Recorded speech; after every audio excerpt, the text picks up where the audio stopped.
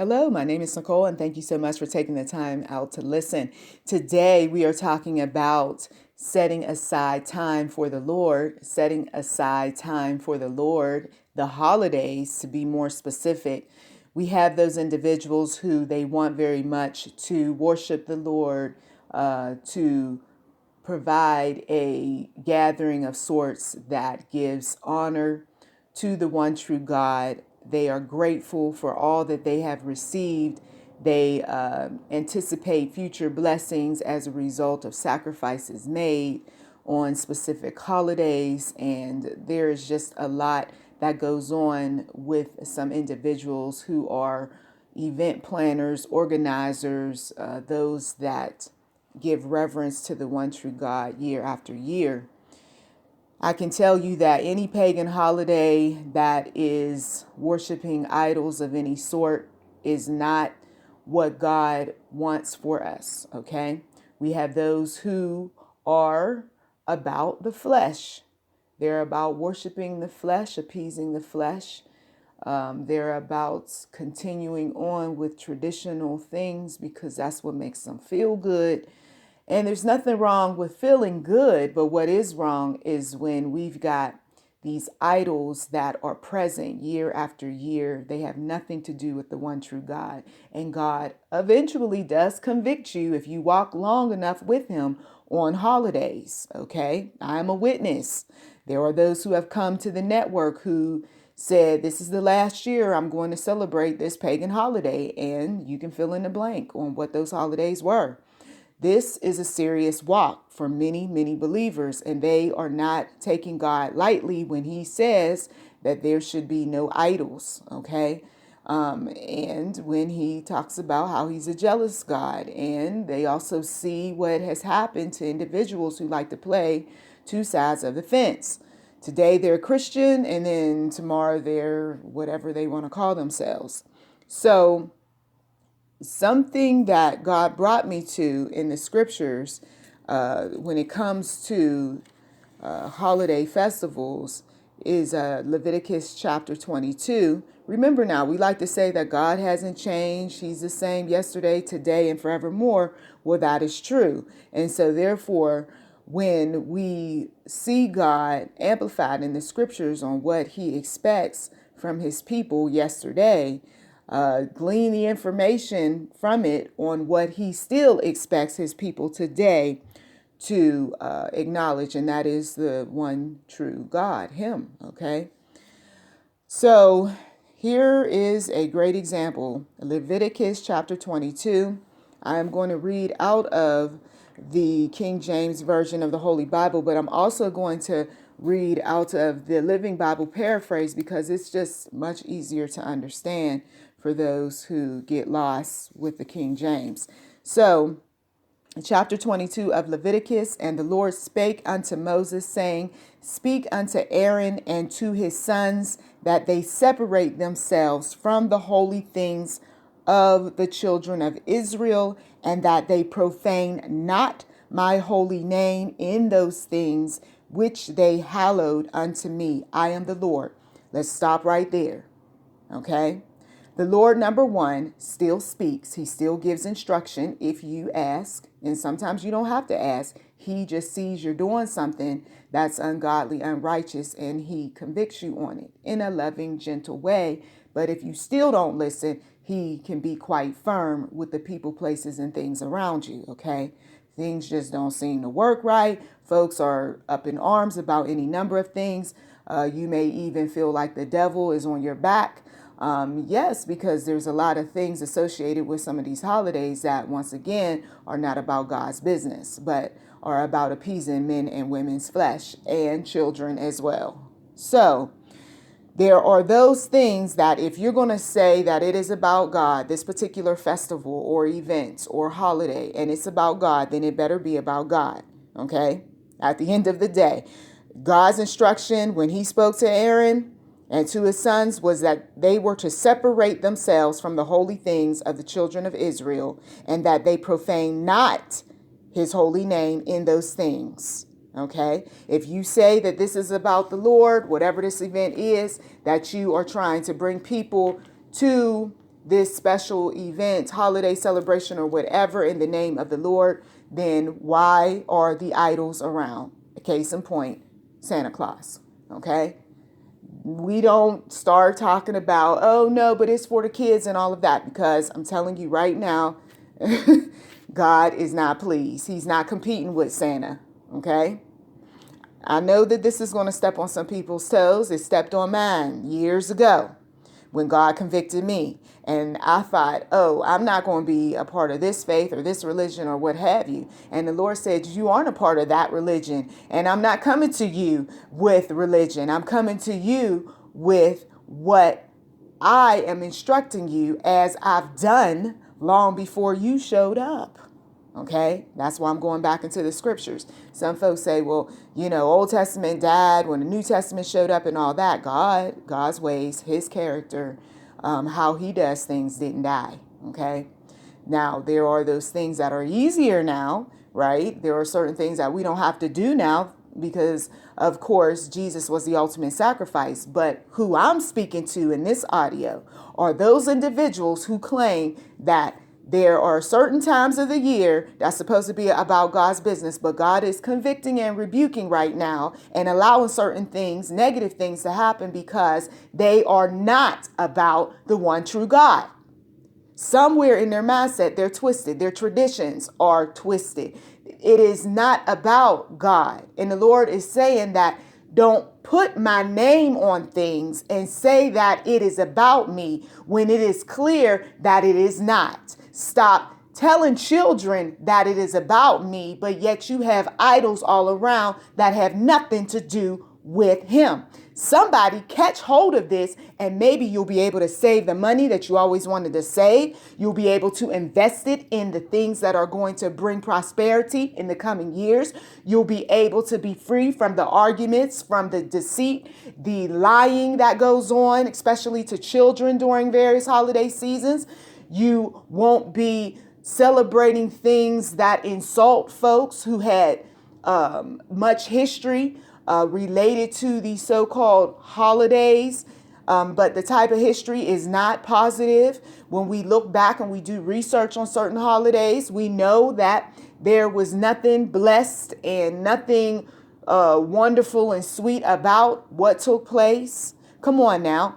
God will not be mocked. The people of God will not be mocked. And at the end of the day, there are some people who, let's just be honest, they're not happy after the holidays. Leading up to the holidays is drama. During these pagan holidays and rituals and traditions and so forth, there's drama. And then afterward, there's drama because some of the individuals are no longer among us. So now there's the memories, right? There's triggers of what once were. Come on, I'm telling the truth, and somebody is getting free from this. If you needed confirmation about do we celebrate yet another holiday among people who, number one, could care less about the one true God. Number two, you may have your personal reservations and issues about the holiday that you're celebrating. And number three, God is speaking to you, but some folks just aren't listening. But you will listen when you get enough problems. Come on. I am a witness. When you get enough problems dealing with holidays, you're going to start freeing your mind, your body, your spirit, and of course, freeing your finances for other things that need to get paid off. Come on. And God is just going to continue to bless you because you're doing the right thing. Once again, we're talking about these people that call things godly, righteous, thanking God, doing things according to the will of God, but is not really. Okay, just be honest. It's not really. All right, let us continue.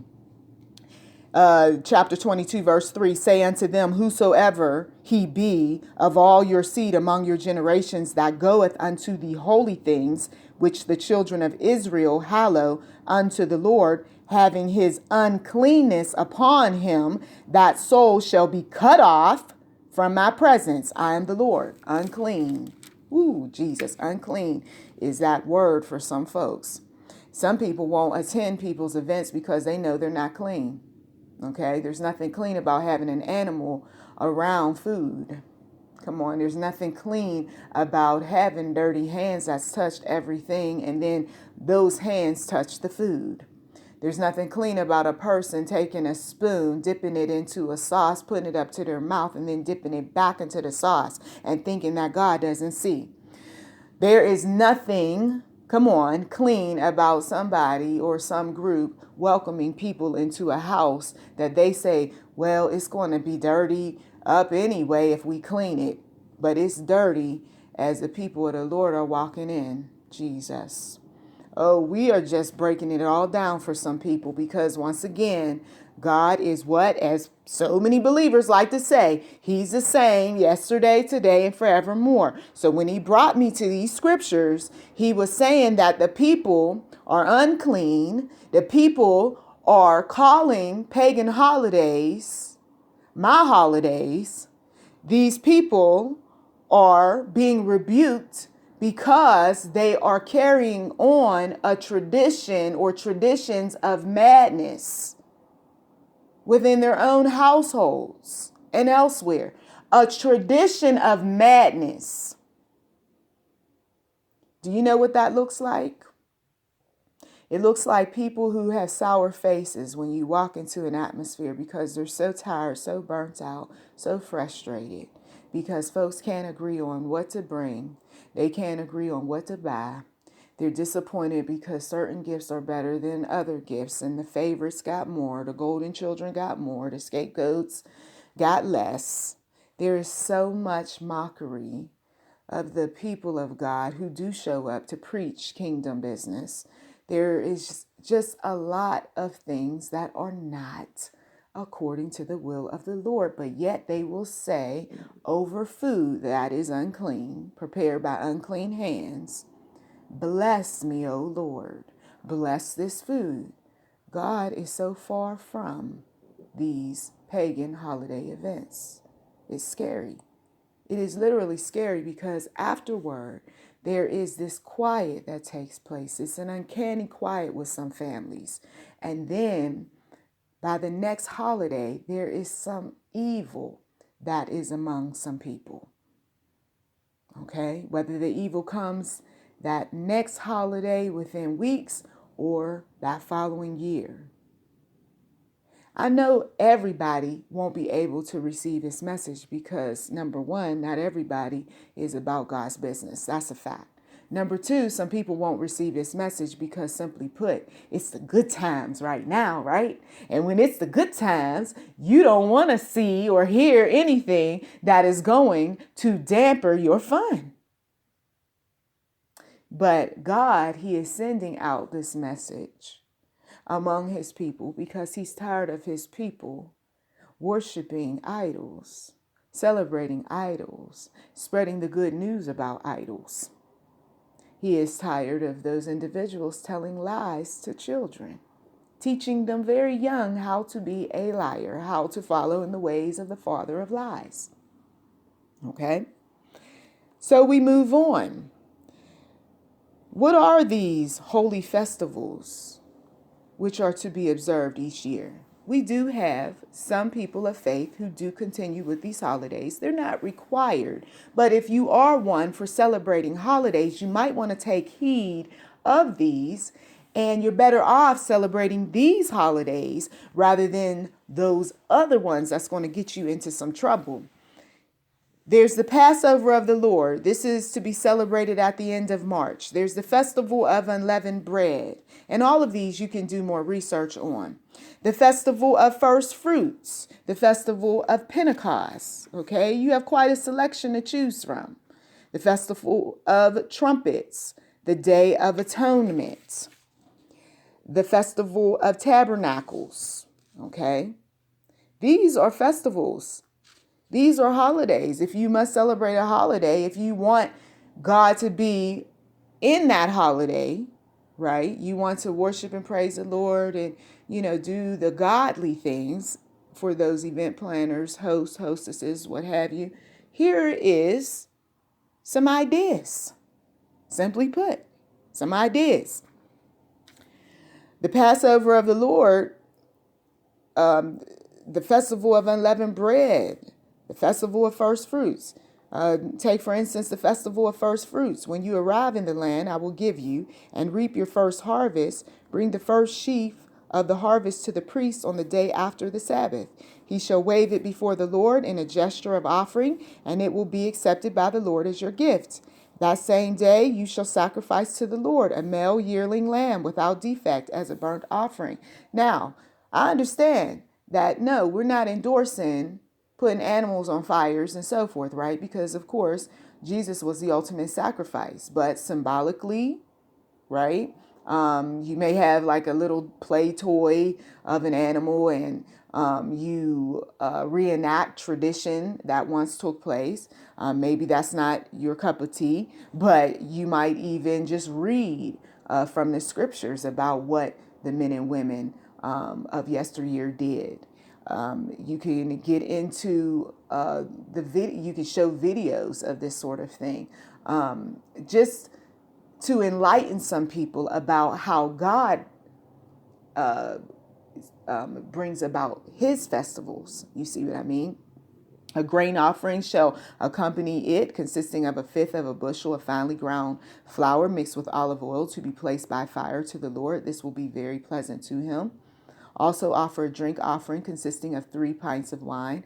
Until this is done, you must not eat any of the harvest for yourselves, neither fresh kernels, nor bread, nor parched grain. This is a permanent law throughout your nation. So these sorts of things do take place in various parts of the world. You might even be invited one day, or you might invite yourself. There's ways to do some things if you're really about kingdom, business, godly type of festivals, things of that sort. Here's another example. The Festival of Trumpets. This tends to happen mid-September. It is a solemn time for all the people to meet together for worship. It is a time of remembrance, and it is to be announced by loud blowing of trumpets, right? Some people are blessed, very fortunate to have a trumpet player in the family, okay? So that person may blow the trumpet. Don't do any work on the day of the celebration, but offer a sacrifice by fire to the Lord. And someone may be cooking up something really good, smells good, something straight from biblical time.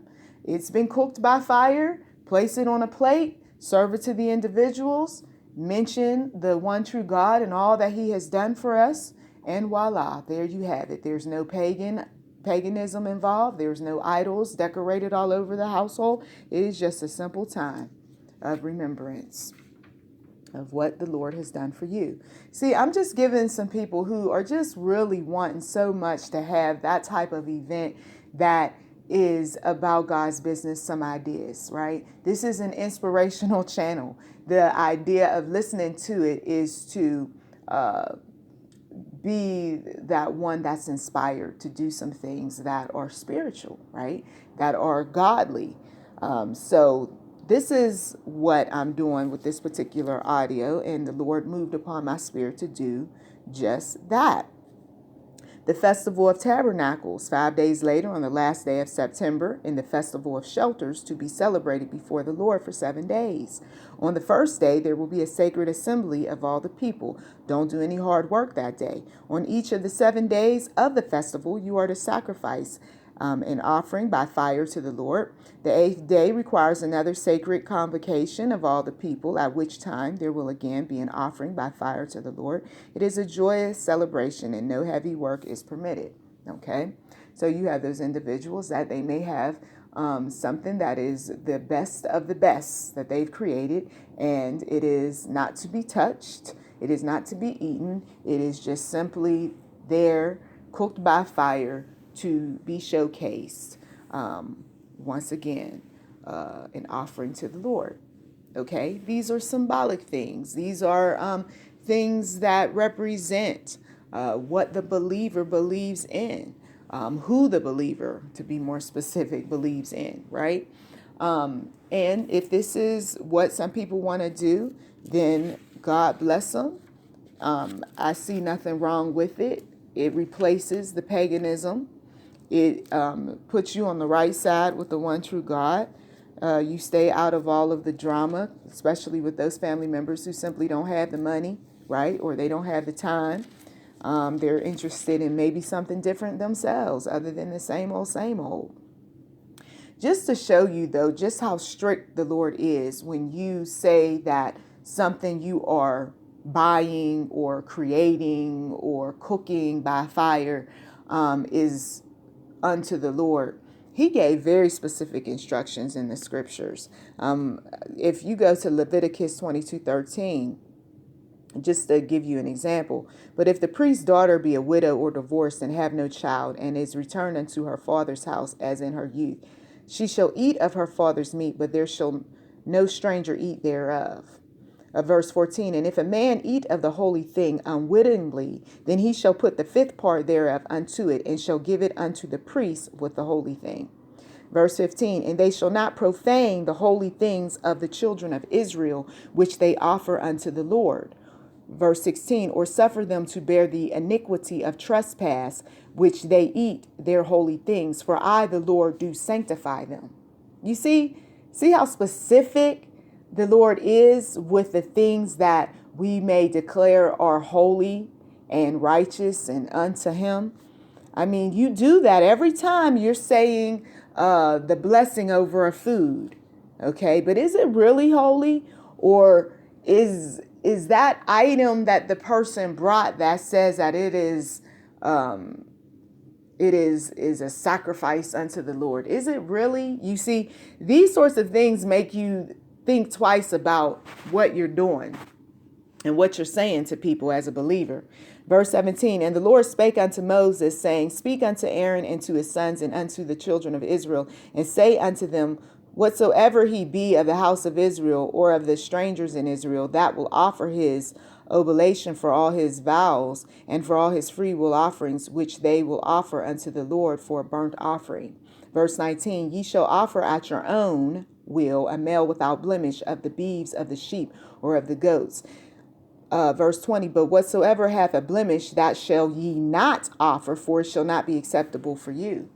So you see, once again, the Lord was very specific and continues to be that way. If you are going to say that something is for him, it is of him, it was created to honor him, it's got to be without blemish.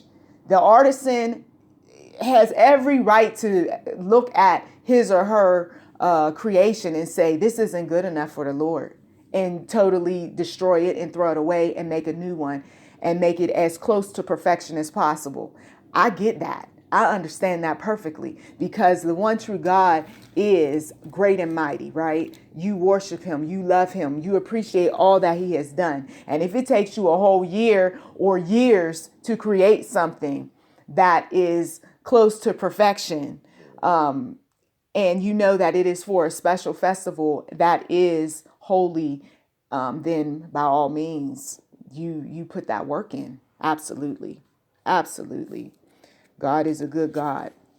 Once again, this particular audio message is for those that simply want to do the righteous thing, and they are confused sometimes about these pagan holidays, and some of them are on their way out of that, okay, bondage for some people, because of all the money that they've spent year after year after year for all of the items that they have bought, and they don't have anywhere to store them anymore. There's arguments about what is being done during these holidays. It's just so much, and they want to be free of it, but they're looking for a replacement or something that gives them peace of mind. The festival of Pentecost, that was 50 days later. You shall bring to the Lord an offering of a sample of the new grain of your latter crops. This shall consist of 2 loaves of bread from your homes, to be waved before the Lord in a gesture of offering. See? Very simple. Bake this bread from 1/5 of a bushel of fine flour containing yeast. It is an offering to the Lord of the first sampling of your latter crops. And some people were gardeners. Some people have their items in jars, their preserves, right? These are things that are just the type of things that if you want to give honor with the crops that come out of the ground to the one true God, you can do just that. Along with the bread and the wine, you shall sacrifice as burnt offerings to the Lord 7 yearly lambs without defects, 1 young bull and 2 rams. All are fire offerings, very acceptable to Jehovah. And you shall offer 1 male goat for a sin offering, and 2 male yearling lambs for a peace offering. Okay. Once again, we don't need to do the animal sacrifices because Jesus, he paid the price, the ultimate price, with giving himself over and being hung on the cross, right? But there are those who, in some of these countries, they still do this sort of thing. Okay, and if you go outside of America, you'll see some interesting things. I personally have not seen this sort of thing up close and personal, but there are the videos, there are the images, and these people are serious about what they're doing. Okay, they are giving honor to the one true God, and God isn't saying that it's animal cruelty or that it's not going to be accepted. He's not doing any of that. Man, though, over the years, woman over the years, has definitely spoke up about these sorts of things and is not in agreement with some of these behaviors. And once again, being that Jesus died on the cross, many religious leaders will simply tell you it is not necessary to do this sort of thing. But if you want to symbolically do it, not using an actual animal or what have you, then give honor and glory to the one true God. Okay. But either way, though, I just want you all to understand once again that if this is something that you feel in your heart that you want to do in terms of changing the pagan holidays into something that is more befitting for your household, maybe it's just simply quiet around that time. There is no cooking, there's no cleaning, there is nothing but a peaceful time in the Lord, maybe some Bible reading going on, some singing of worship songs, and maybe there's a breakfast that is prepared. That meat is cooked by fire, right? You can simply put aside a plate or so and your best plate, your best cooking, and, simply thank the Lord for all that he's done, right? If you do make something, I'm feeling this in the spirit. If you do make something and you say that it is holy and it is unto the Lord, don't let anyone eat off of that. At the end of that particular festival or holiday, what have you, you can throw it out. But do not let unclean hands touch it. If you do have someone who is an ordained minister in the family or priest, just follow the scriptures, okay? I personally just want all of you all to live the kind of life that is not caught up in tradition in the sense where it is binding you emotionally, physically, financially, even sexually. There are those types of occultic type of holidays that are out there that are like this. I personally want people to be free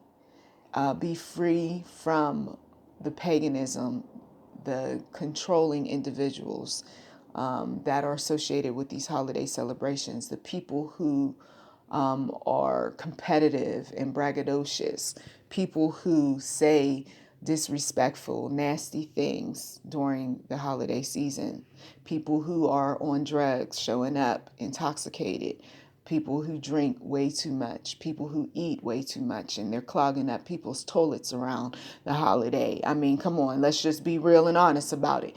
These things create all sorts of havoc, don't they? Those of us who've been there, done it, seen the movie. What you wanted to be happy about, what you wanted to be just a peaceful time in the Lord ends up being something that is demonic, ends up being something that weighs you down, ends up creating a depression of sorts.